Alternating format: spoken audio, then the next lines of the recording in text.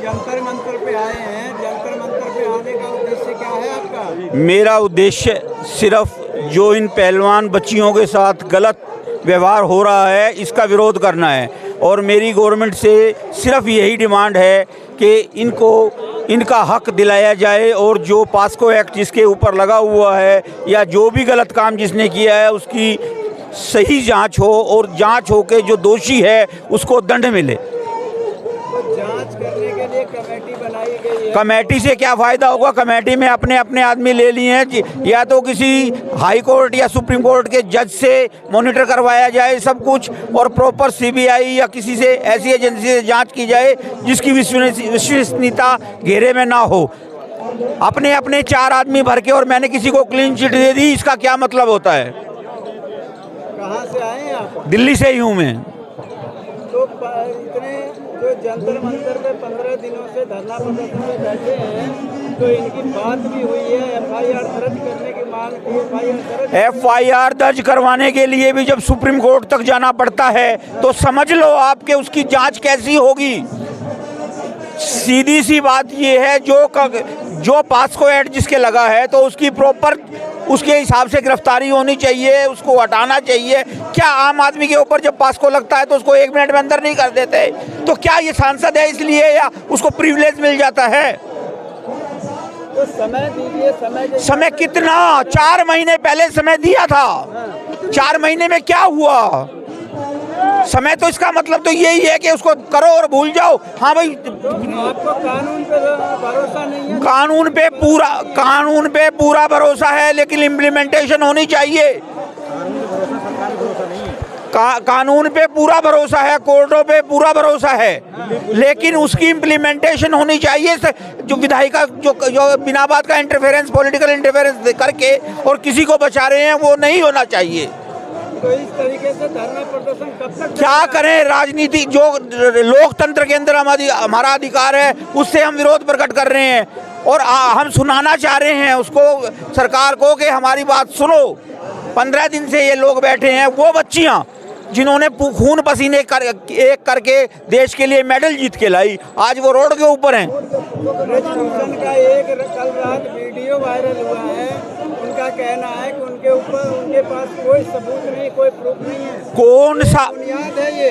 कोई भी मेरे से बताओ, जिस आरोपी है वो कब कहता है कि मेरे ऊपर सारे आरोप हैं और मैंने किया है? वो तो कहेगा ही, उसके कहने से फर्क पड़ता हो तो मैं सारे जितने भी ये अपराधी हैं ये कहेंगे मेरे ऊपर कोई आरोप ही नहीं, छोड़ दो हमारे को, तो उनको भी छोड़ दो फिर, अगर उनकी बात सुननी है तो। उनका कहना राजनीति करने की। अरे सबसे बढ़िया तरीका है, सबसे बढ़िया तरीका है पॉलिटिकल आदमी के लिए कि उसके अगेंस्ट कुछ भी हो, राजनीति है, ये राजनीति है, ये राजनीति है। क्या राजनीति में है जो उसको ये प्रिविलेज मिल जाता है कि वो कुछ भी करो? ओ भाई, राजनीति के लिए हम तो खेती करा, उस पर करवा दें खेती। सबका विकास हो रहा है। अरे विकास हो, मैं मोदी जी की बात बड़ी करता हूँ। विकास हो रहा है तो इन बच्चियों ने क्या कसूर किया है? मैं कह रहा हूँ कि इन बच्चियों का क्या कसूर है, इनकी क्यों नहीं सुनी जा रही? अरे जिसके साथ मोदी जी फोटो खिंचवाते हैं, आगे देश का गौरव बताते हैं, उनके साथ आज हो क्या रहा है? तो इनके साथ में प्रधानमंत्री जी ने मिलने का समय दिया, उस समय एक्शन की बात क्यों नहीं बताई? पूरी बात सब कुछ बताई, लेकिन एक्शन क्या हुआ? एक्शन क्या हुआ? बताने से फायदा क्या हुआ है?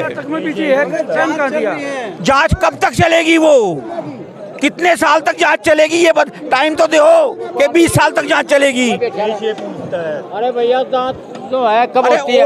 औरों के लिए तो 7 दिन के अंदर जांच होकर अंदर कर दी जाते हैं। अगर एक आदमी के ऊपर, आप ये बताइए, ये देश संविधान से चलता है ना, हमारे संविधान में साफ सुथरा लिखा हुआ है, यहाँ तक कि सुप्रीम कोर्ट की भी गाइडलाइन थानों में आपको मिल जाएगा। अगर कोई आपको सूचना दर्ज कराने आता है तो आप उस पर जांच नहीं करेंगे, पहले सूचना दर्ज करेंगे, एफआईआर रजिस्टर्ड होगा, मुलजिम गिरफ्तार होगा, चार्जशीट फाइल होगी, चार्जशीट कोर्ट में होगा। यही है। अब जब जो खिलाड़ी हैं इन्होंने इनके ऊपर जो एलिगेशन लगाए, एफआईआर तो तभी रजिस्टर्ड हो जाना चाहिए था, फिर भी नहीं हुआ। सुप्रीम कोर्ट ने हस्तक्षेप किया, उनके हस्तक्षेप के बाद एफआईआर रजिस्टर्ड होता है, वो भी पॉक्सो एक्ट के तहत। तो अगर आम जनता हमारे आपके जैसे किसी आदमी पर अगर पॉक्सो एक्ट होता है तो पुलिस हमारे साथ क्या करती है, हमें डिटेन करती है, गिरफ्तार करती है, उठा के जेल में देती है, फिर उसका इन्वेस्टिगेशन होता है, इन्वेस्टिगेशन के बाद जो चार्जशीट बनती है वो कोर्ट में फाइल होता है।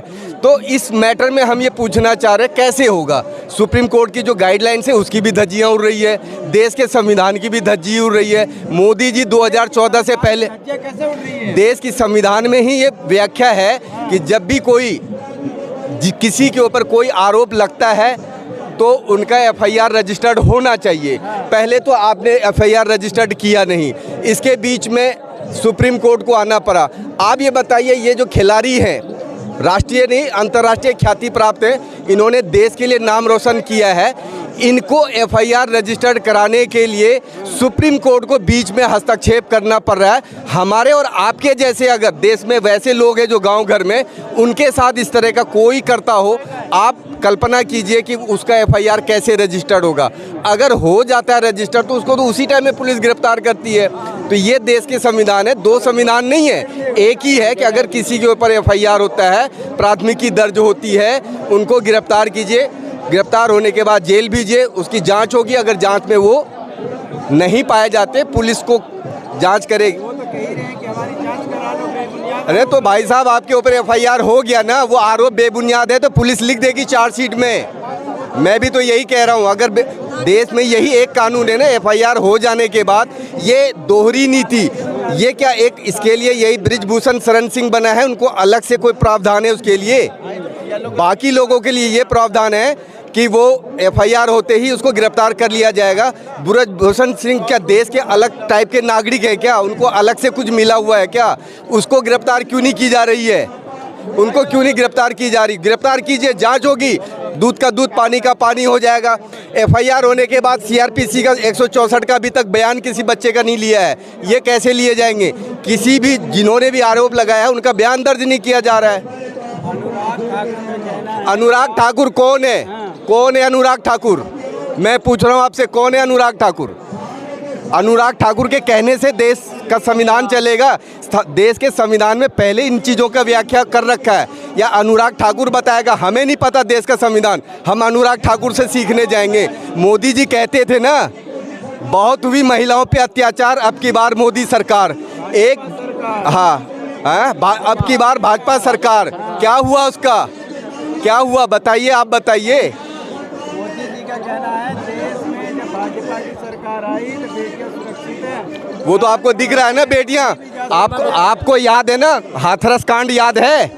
आपको कुलदीप सिंह सेंगर याद है? आपको चिन्मयानंद का याद है? आपको याद है ये चीज? ये मोदी जी के केंद्रीय गृह राज्य मंत्री थे किसी जमाने में, वाजपेयी जी के गवर्नमेंट में, स्वामी चिन्मयानंद। अब मोदी जी को आप क्या कहेंगे ये बताइए पहले। मोदी जी को यही कहेंगे, आपने कहा था देश संविधान से चलता है, देश को संविधान से चलने दीजिए। संविधान में जो व्याख्या है उनके अनुसार बृजभूषण सिंह को तत्काल गिरफ्तार करके जेल भेजिए, फिर जो जांच होगी, जांच का रिपोर्ट चार्जशीट 90 दिन के अंदर फाइल हो जाएगा। आप बेशक 10 दिन में फाइल कर दीजिए, मुझे कोई दिक्कत नहीं, देश की जनता को नहीं है, लेकिन आप उसको गिरफ्तार करके जेल भेजिए।